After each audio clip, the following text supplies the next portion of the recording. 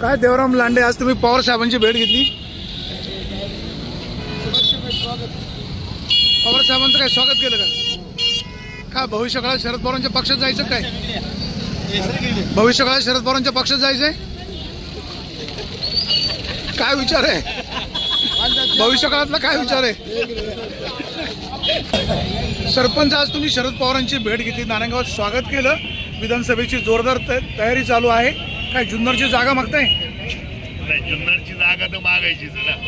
शिवसेना केडरवेस पक्ष आणि जुन्नर तालुक्यामध्ये शाखा किंवा कार्यकर्ते भरपूर प्रमाणात आहे आणि त्यानुसार खरं तर पवार साहेब आले तर त्यांचं स्वागत करणं आपलं काम आहे. नारायणगाव ग्रामपंचायत असेल किंवा पंचक्रोशीच्या सगळ्या लोकांच्या वतीने महाराष्ट्राचे नेते आहेत, त्या हिशोबाने आपण त्यांचा आज स्टँडवर सत्कार केलाय. आणि जागा मागायची तर आपण ती संघटनेकडे मागणार, उद्धव साहेबांकडे मागणार की ही जागा पक्षाला सुटावी, यासाठीचा प्रयत्न होणार. आता जुन्नरची जागा महाविकास आघाडीकडून शिवसेनेला सुटावी की बाबू पाटीलना सुटावी? शिवसेनेला सुटली पाहिजे. पण तुम्ही पण इच्छुक असल्याचं कळतंय.